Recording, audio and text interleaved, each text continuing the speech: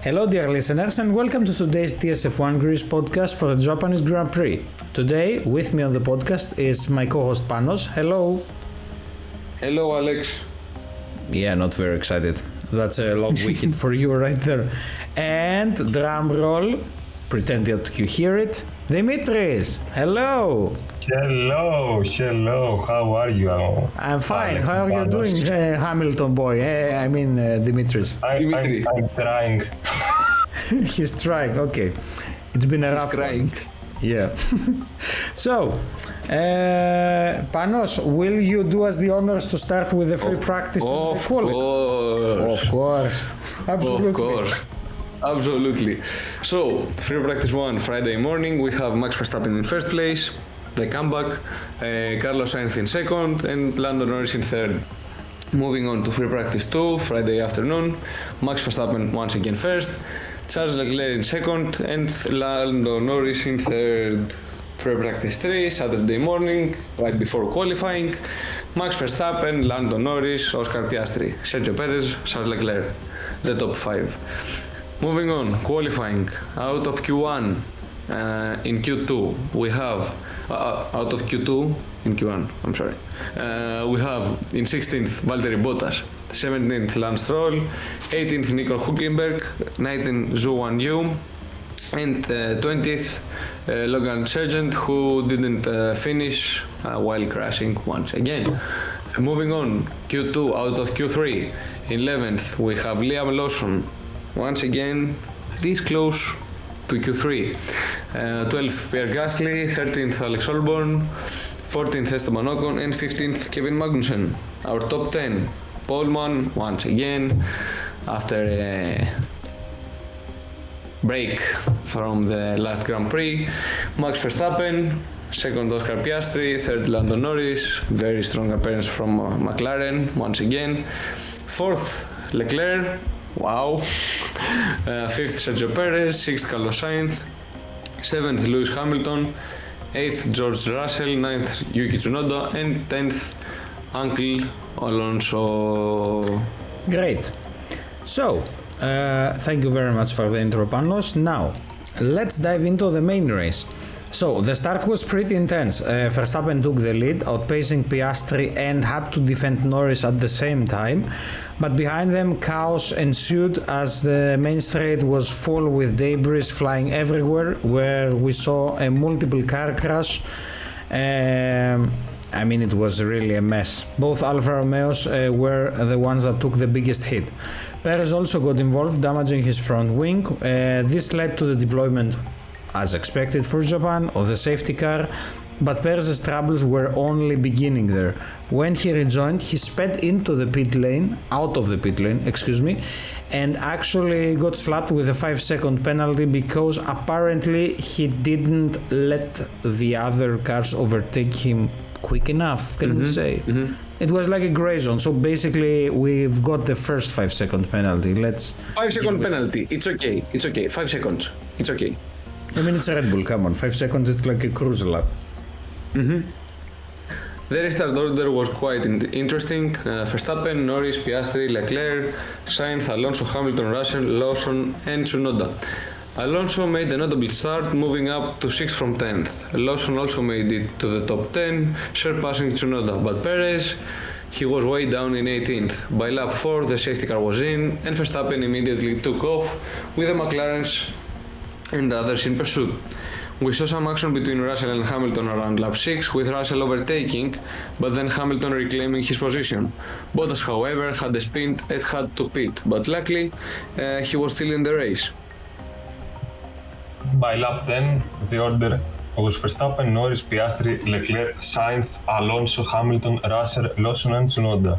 The front remained unchanged, but both AlphaTauris decided to pit for new tyres. The gap between Verstappen and Norris was 4.5 seconds by lap 12. Around the same time, Alonso made an unexpected early pit stop. Perez's days went from bad to worse when he collided with Magnussen's Haas. He later reported issues with his car and was advised to retire.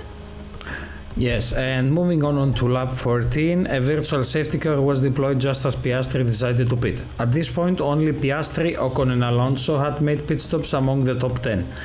In the meantime, Verstappen was dominating, no surprise, leading Norris by 10 seconds.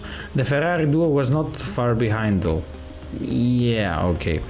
Meanwhile, the Mercedes drivers were battling it out, with Hamilton making a mistake that allowed Russell to close in. This led to some quite intense defensive moves from Hamilton.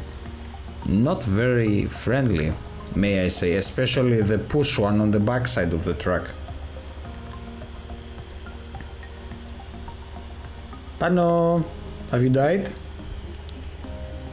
I'm sorry, I was muted. I'm sorry. Verstappen decided to pit on lap 17, rejoining the race in third place, with only Sainz and Russell ahead.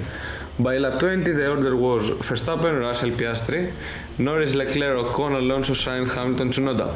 Sainz pitted, leaving Russell as the only one yet to pit.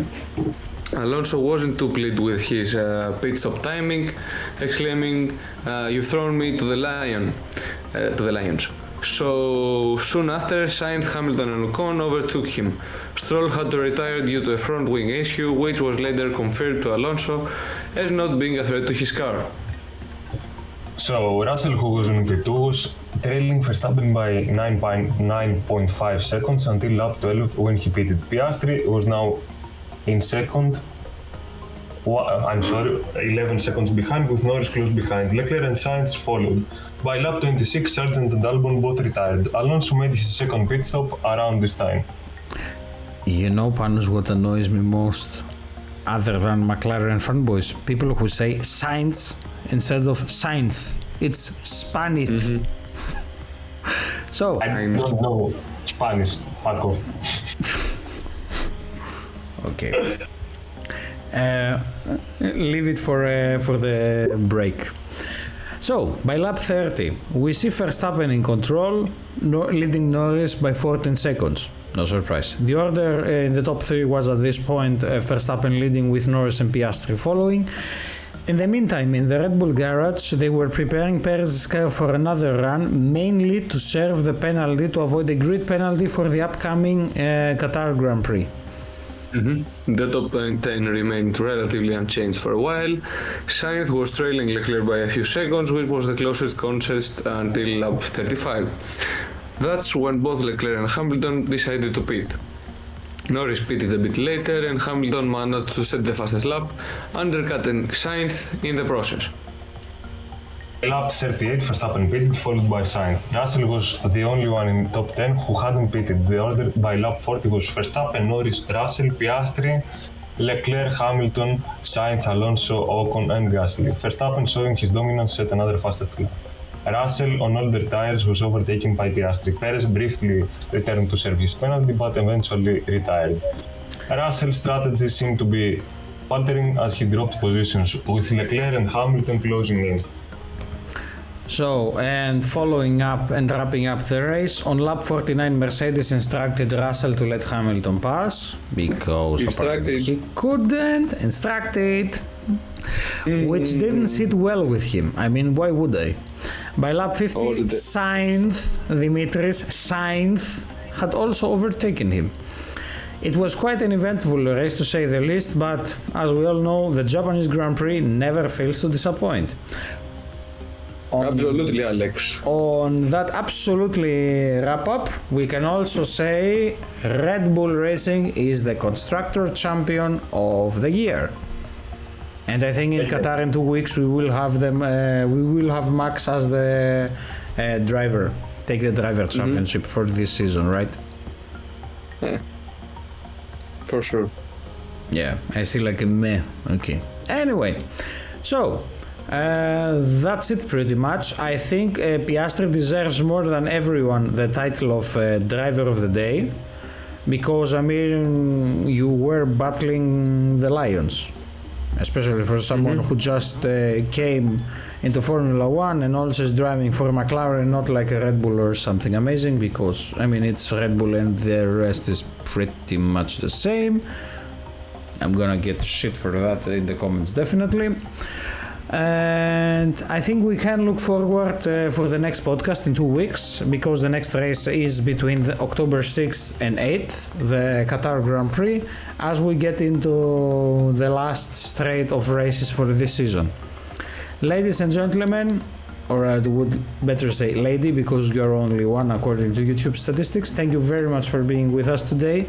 Guys, thank you very much for helping me co-host this podcast, and we look to seeing every one of you in the next one in 2 weeks. See you!